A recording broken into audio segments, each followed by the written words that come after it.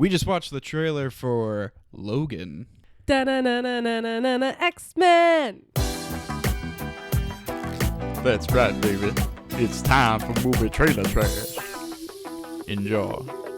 Hello, and welcome to Movie Trailer Trash. We just watched the trailer for Logan, Fox Studios' most recent iteration of X-Men movie. Is it just called Logan? Yeah. Okay. But it's based on a story called Old Man Logan, right? Well, I think it's partially based on it.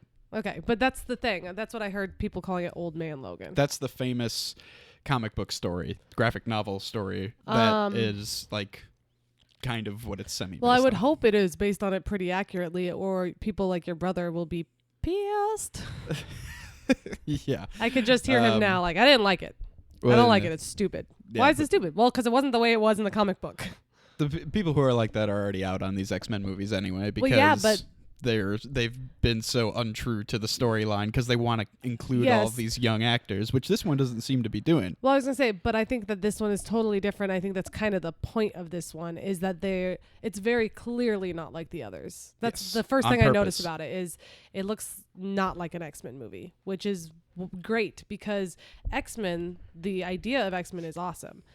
The execution is so-so. They're fun. I like them. Well, they were one of the first superhero movies that actually got like a budget, like a decent amount of budget. It's just very shiny and superhero-y, whereas, once Iron Man came along, they're like, let's make it look like it could maybe be real in a way, even though it's so outrageous, Right. And so this one looks very real, very gritty.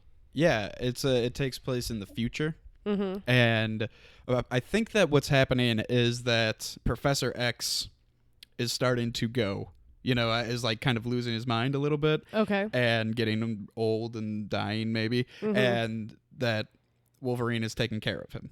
Yeah. I don't know if his mind is starting to go. I think that he's just old and sick. But I'm not sure because toward the very beginning of the trailer, he says things aren't like they used to be. Logan says that. Yeah, he so says I think there that aren't he's any like more X-Men. So reminding him. Okay, because he's see, forgetting. I thought that this might be like, I was thinking, how there's alternate universes, at least in the last one, where, or two of them ago, when Wolverine goes back in time and kind of changes the timeline, alters the timeline. I thought it might be an altered timeline type of thing. No, I think it takes place Professor like way X didn't realize what happened or something. Way into the future. I think there's probably some, like there is in all of X-Men, some sort of evil corporation or something that's trying to wipe out mutants, or has and they're almost done, and so they're coming after the last of them. I also think that his powers are starting to go away. His healing powers are starting to fade a little bit because he's got scars and stuff on him. Good point. I didn't think about that. I just thought, I was like, oh, scars. Yeah, he's got claws. I didn't think about how he's supposed to heal up so perfectly. You're introduced to this little girl who has the same exact powers as Wolverine. Well, they didn't say that. He said she's very much like you. He didn't say she has the same exact powers as you. Well, I Logan. think that she does. Okay, well, you are making a lot of assumptions here. Well, that's what I do. Can we just start by saying that? And so, he's going to have to look after this girl. I think that Professor X dies in it. I think that the girl is who they are chasing. You are just making assumptions. Well, that's what. What else do you want me to do? I think everyone's gonna die. I think Logan's Professor gonna X be is hurt. gonna die. I think that they're chasing the girl, and there's just going to be some outrageous, gigantic fight scene between Wolverine and basically an entire army in the woods there. There was something that, like, while I was watching it, that I was like, oh, I gotta mention that, and now I have no idea, and it's really driving me nuts. So was it the little girl's sunglasses when she went to hold Wolverine's hand? Because they were pink and hilarious. No. It was something like way cooler than that, and now I can't think of what it was. X-Men, his hands, something about his hands. Okay, so he clearly doesn't use his powers a lot. You can tell. I mean, first of all, well, he's just hiding out. He's just living, just a loner's life. Yeah, he just doesn't look like an X-Men anymore, but when he pulls his claws out, it doesn't look like something he does a lot. He pulls his claws out at one point and holds his hand on that guy's neck like he's going to kill him. Yeah. He could have killed him right there, by the way, if he wanted to. I think there's going to be a lot of instantly. killing in this. But I believe it's rated R. I think so. I think that was one of the big things that people were talking about. Yeah, because after Deadpool. Yeah, they were like, now that Deadpool has been rated R, we're going to make one rated R. But here's the thing. I think, though, that even before Deadpool came out, that this was the idea to do this with Probably. the next Wolverine movie, but maybe they would have, if Deadpool didn't do as well as it did, they would have maybe said make it PG-13. Try and make it PG-13. Yeah, maybe. Good point. Okay, and I don't think either of us are sure that it's rated R. I don't remember seeing. I think it is. I'll check. One thing I thought the first time I saw the trailer, well, first of all, I feel like I need to see this trailer like 5 more times. There's so much happening in it in very quick cut scenes where I'm like, wait, what did I just see? I think I missed something. So I feel like I need to watch it several times. But the first time I saw the trailer, I was like, whoa, that looks good. And then I thought to myself, but you can make anything look good when you have Johnny Cash singing Hurt behind it. That's a really good song. It's so However, good. I think that this trailer would have benefited from just like I was talking about this on ProSex podcast about how nobody knows who ProSec is. Oh, about on the Entertainment Buffet podcast. There you go. Sorry, ProSec. I guess some people know who you are. And I was talking about how I like a trailer where like a whole scene plays out. Like at least the dialogue of that scene. And that didn't have a lot of it. Well, and it had some of that. I think that this one would have benefited from maybe just that whole scene just being played out with the song over it.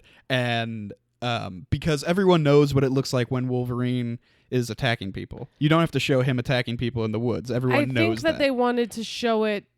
I think that part of the thing that's cool about showing it is that it doesn't look like it usually does. But the part when he was actually full out attacking them in the woods, that was unnecessary. That just looked like, the part in the X-Men 3, I think it was, where he was fighting people in the woods. Yeah, I mean, that looked unnecessary. I think it would have been really interesting, especially for maybe a teaser trailer, to just have them talking in the car and don't show anything else. Just him talking to Professor Although X. the scene that they end on makes me want to see it. You know what I mean? Where he's standing with his wife beater and it's all like cut up and bloody. He's bleeding and he's bleeding from the face and the girl comes up and holds his hand. Yeah, exactly. So, I mean, I think it's a great trailer. It doesn't mean that there couldn't have been other ways to approach it, but I think just trailer-wise, like if we're talking movie trailers here, it's a great trailer. Yeah. It's a great trailer. Hard to go wrong with that song. Often. And actually, well, not just that song, but I mean, the clips they showed didn't give away too much. With that song, I like that. James Mangold is the director of this. Uh-huh. He also directed the Wolverine, so the one before this one. Okay. And he directed 3:10 to Yuma, which is, I think, a really good Western. I think it was an older one and they remade it. It was Russell Crowe and Christian Bale. And it's a Western movie, and it's really good. And then he also directed Walk the Line. Nice. I think I did hear that somewhere. I think somebody had said that. Johnny Cash connection. Yeah. I think... So he directed the Wolverine. Yes. The one where he has... In Japan. Oh, okay. Never mind. It wasn't the first one. What was the first one called? The first Wolverine movie? Origins or X-Men Origins Wolverine. That movie was terrible. Yeah, but the second one was terrible too. I have to say. What was the second one? The one in Japan. Oh, the Remember, Wolverine? we didn't even get through it. No, we started that at like midnight. Yeah, we were like, this is interesting, but not so much that I think don't want to go to bed right now. I think a lot of people liked it. Here's the thing. I just remember it being really cheesy, like the first Wolverine Origins. And here's the thing. I liked Wolverine Origins.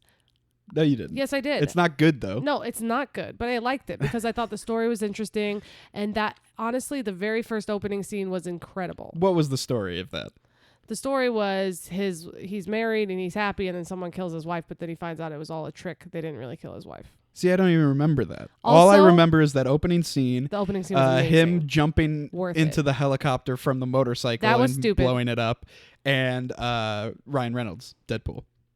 Yes, and that was not good Deadpool. Well, it was until the end when they made him all weird the beginning looking. Was cool, where he was all like shooting people up and being Deadpool. He cut the bullet in half. That was fun. All of the beginning was cool. It got really ridiculous in the middle, but there's a part where he meets like an old couple on a farm and is like, hey, how's it going? Can I use your motorcycle? That part's so sweet, though. Like, it's like, I can't remember. I think they like hinted the fact that they used to have a son or something. It was sweet. So like it had its moments, but then it had him jumping off of a motorcycle onto a helicopter and then walking away and the helicopter just explodes. Like it had all the ridiculous action movie tropes where it's like, why did that explode? Yeah. Why did that explode? Why did the helicopter explode in the air when he stabbed it with his sword hands? So I mean, it had a lot of problems, but honestly, legitimately, I think that it had a lot of good to it also. It's one of those movies that could have been way better. All right. But hang on. That opening scene was amazing, where he goes through all the wars for people who haven't seen it. Yeah. It's just like an opening scene with all the credits, and it's just him and his brother fighting in every single war because they don't die.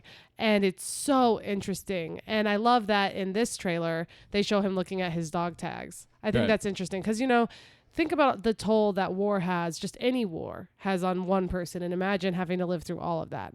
Like, just because he can't die doesn't mean he doesn't hurt when other people do, So, like, he's been through so much, and I thought it was cool to have him, like, kind of looking at his dog tags and contemplating life, He's had it pretty rough. So here's the thing about this movie. So, like, everything about this movie so far has made me really want to see it. Yes. You have something I just to say? remembered what I was going to say. I'll say it later. Go ahead. Okay. It's made me really want to see it. And the thing that has kind of made me nervous about it are the writers for it. So you have James Mangold, who's also the director, who I think probably just, he gets a writing credit because he helped write, story and stuff, whatever. Yeah. And then you have David James Kelly, who this is his first movie. Okay. And he's also the writer for an upcoming untitled Daredevil reboot. Okay. Interesting. So I don't know what that means. Are they going to make a Daredevil movie that is completely separate from the show? Or are they going to make a Daredevil movie that is all the same characters from the show? Maybe. Could they get the rights to that? Or does Netflix I don't know who has the rights to that. Who has the rights? I think Marvel has the rights. And then this is the worst part.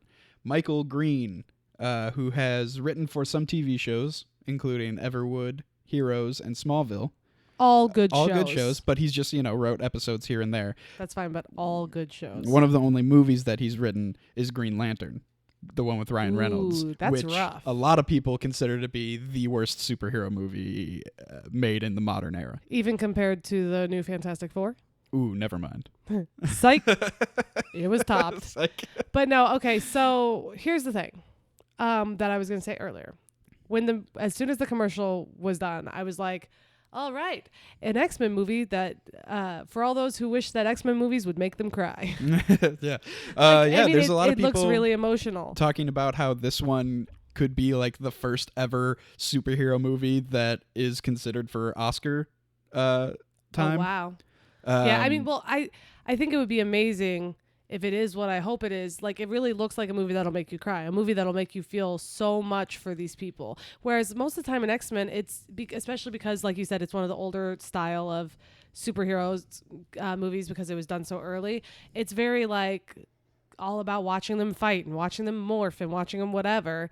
And then, there's no real danger. I know obviously in one of them, Wolverine had to kill Jean Grey, who he was in love with. So that was pretty emotional. I remember crying a little at that. But just in general. You cried at that? Yeah, I was young and it's emotional. He had to kill her. He had to kill her with his own two hands. Yeah, she turned crazy and but evil. But that doesn't mean that he was any less sad. It does mean that. Once again, like I said, Wolverine's been through a lot.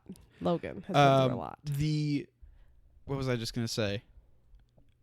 I don't know, but I think it's going to make you cry. I think that Xavier is going to make you cry, whether or not he dies. But you're probably right. He's probably going to die. Probably. Like, he's old as F in real life. No offense. Love him. I can't think of his name right now. Wait. Patrick Stewart. Dang it. I was going to come up with it on my own, but okay. Patrick Stewart. Love him, but he's an old guy. And then clearly in this, he's not doing well. They have him in a hospital bed at some point. Something that, it looked to be in Logan's barn.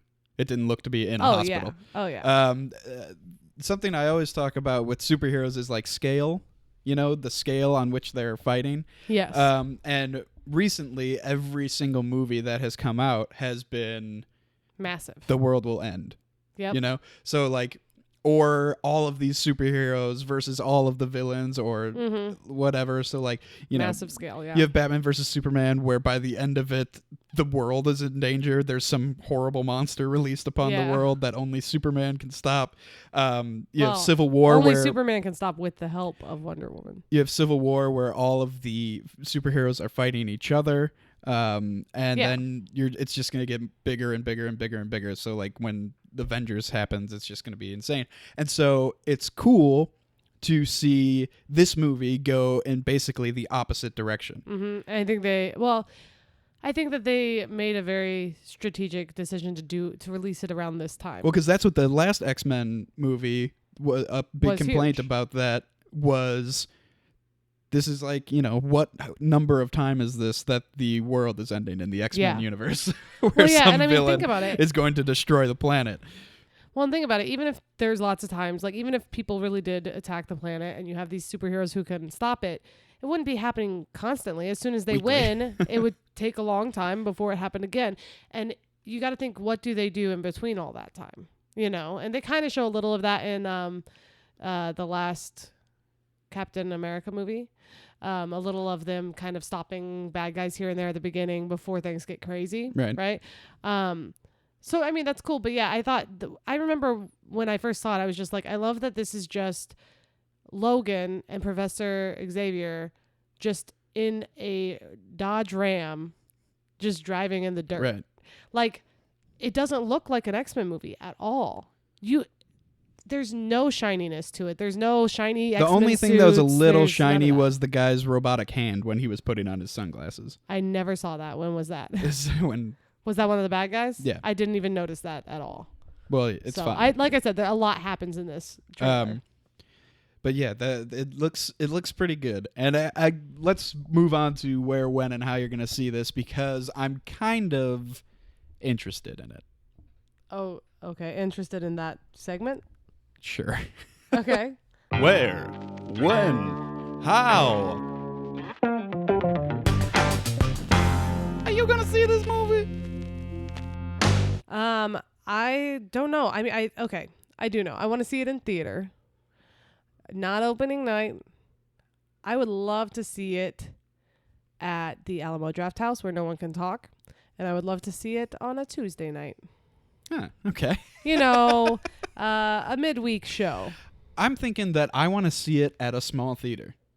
Because usually I think that about like indie movies and stuff, so that I can just kind of sit and enjoy it and think about it and whatever and stuff like that. And I think that it's going to be kind of like that in a way, but I don't think any of the small theaters will show it. Oh, for sure Screenland will. Yeah? Yeah. Okay. Because they show some big ones too. Yeah, they had Jurassic World think and about stuff, it. but those aren't really small theaters. They're just kind of independent theaters. Mid-size theater. Yeah. It's definitely not a big theater. Right. Yeah, I mean, and you'd be surprised. Even like the theater down in Columbia, 9th Street Video Theater. This is becoming very specific to I our know, area. but nonetheless, even the theater in the college town we grew up in, the Ragtag Theater, even though it only had 4 theaters, it would still sometimes show some big movies. Yeah. But it would be very selective. Like it wouldn't have shown Jurassic World. But yeah, I want to see it. It might show this. I want to see it in a small theater, and I kind of want to see it during the day. I don't really know why, but I do. Well, here's the thing. I kind of feel you. I think it would be really good in a small theater, because one of the benefits of going to a small theater, at least in my opinion, is the smaller the theater, the bigger the screen. Like not in reality, but it makes you feel like you're usually a little closer to the screen. You're in a more intimate It's more setting. personal. When The you have screen a takes up the whole wall, even if the wall's not that big. When you have a personal kind of story on screen, it's kind of cool to be in that personal, intimate, quote you're not unquote, surrounded by a setting. ton of people. A certain kind of person usually goes to smaller theaters. A certain kind of person What's usually that goes certain to kind AMC's. of person? Just a person who cares about movies and enjoys movies. A Whereas, cinephile? yeah, if you go to AMC, and I'm not dogging on AMC, I love AMC as well. But if you go to AMC, you're going to get everybody. Everybody goes there.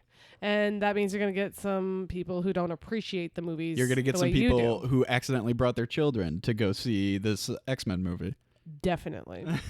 Yeah, and if it is rated R, which I think it is, then you're going to have that, and it'll be awkward. But the good thing is I don't think there will be any sex scenes, because it's about an old man and a little girl, so there shouldn't be any of that. Because that's the most awkward thing when adults bring children to a movie that they shouldn't be in, and then there's like sex scenes. You're just like, no, kids, get out of here.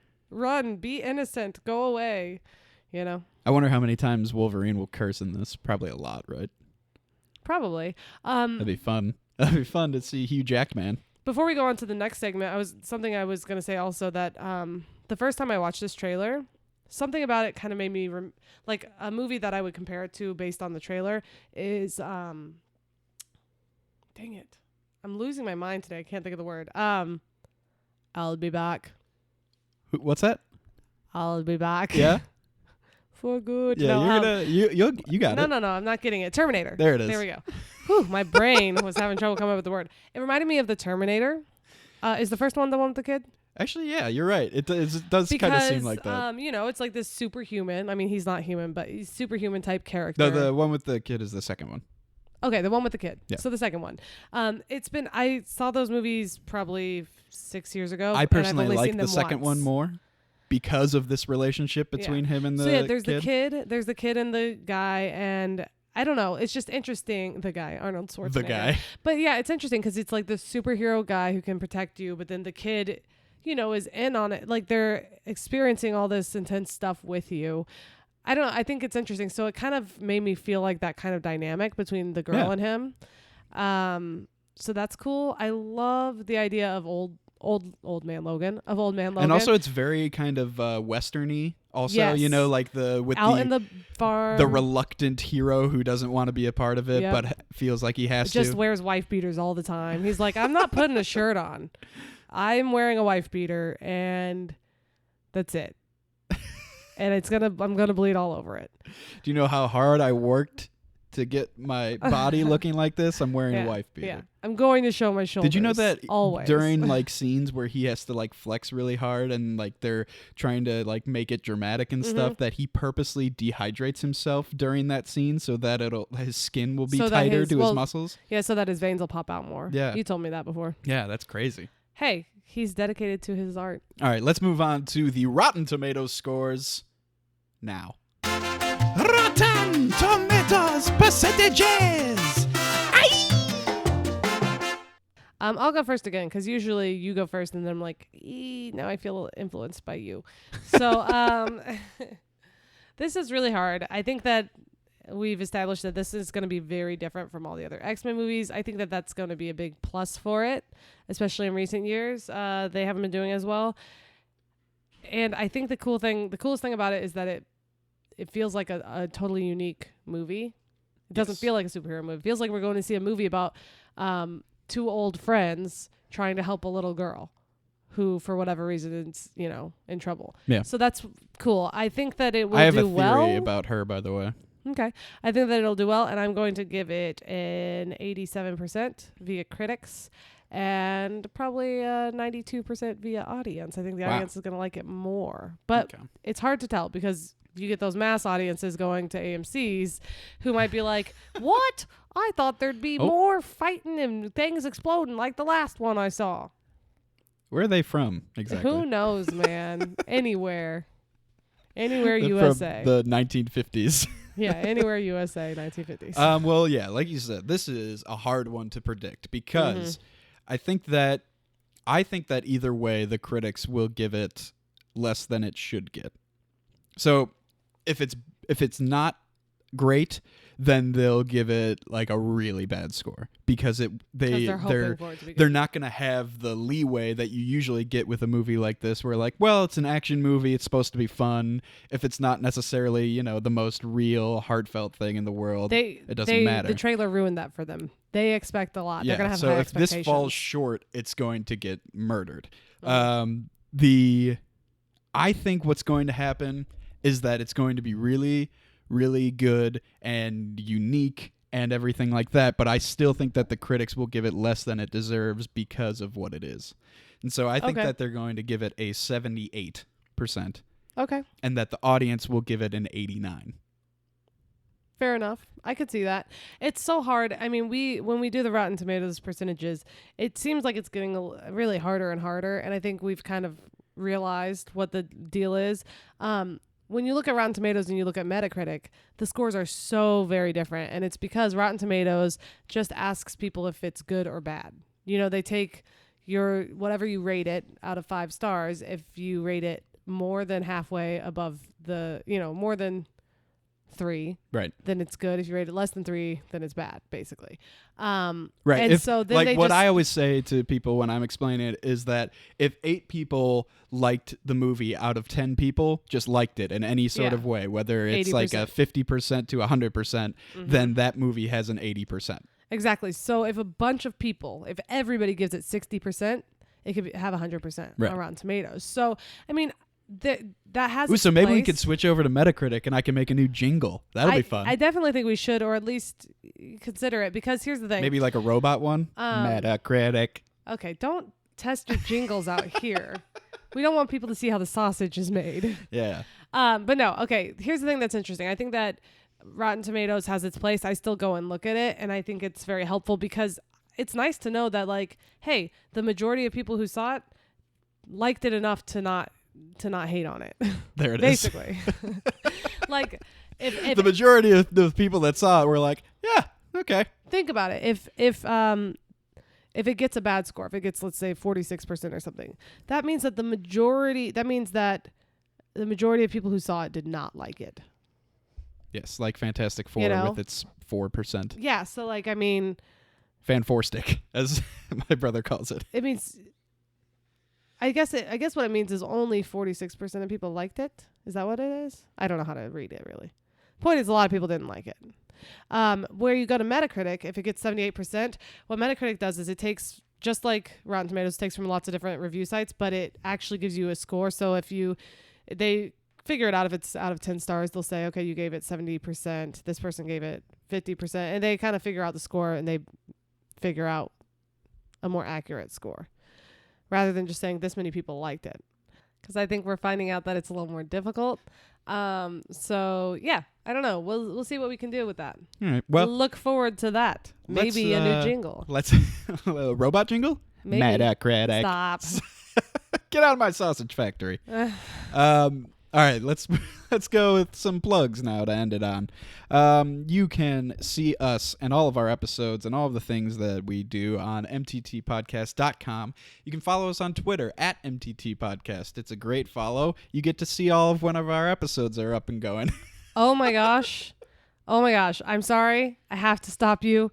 I totally forgot. I have to give a shout out to my friend Rod. Rod. AKA the kid. Oh boy. He's going to be so happy that I said that. My friend Rod actually suggested that we do the Logan trailer, and he suggested that on Twitter. Yep. So if you have a suggestion, maybe you saw a trailer we haven't talked about yet, tweet it at us and we'll give you a shout out. We'll give your Twitter handle a tweet shout at us. I got nothing better to do. I just sit on the couch all day and watch the Twitter feed and see if anyone tries to talk to me. I just want everyone to know that he does work every day, and I don't want anyone to think he doesn't. I don't want that getting out there. Anyway, moving on. Hang on. What? He's at RCLAW 13. RClaw 13. Are you done? Yep, I'm done. So, hey, if you want your Twitter handle out there for the world to know, everyone can know how genius you are, how many great ideas you have, we will talk about it on our podcast. I don't think that's a good promise to make. Too late. It's already out there. Okay. You can follow or go to the Entertainment Buffet YouTube channel. We will be up on there. They also have sketches and things like that, and you can watch that, and those are fun. You can follow them on Twitter also. I think that they are at Entertain Buffet. And you can also email us if you want at movietrailertrashpodcast@gmail.com. That's a good thing you could do if you feel so, if you want to do that. And you can call us at, just kidding, you can't call us. Oh, got him. Gotcha. You got tricked, you fools. Don't you dare call me. Yes. Anyway. All right. Well, that's been another episode of Movie Trailer Trash. Thanks for listening. Go do all those things I told you. Yeah. Or else. Yeah, let us know what you want us to talk about. Logan. Bye, guys. X-Men. No, we're not doing this again. Stop it.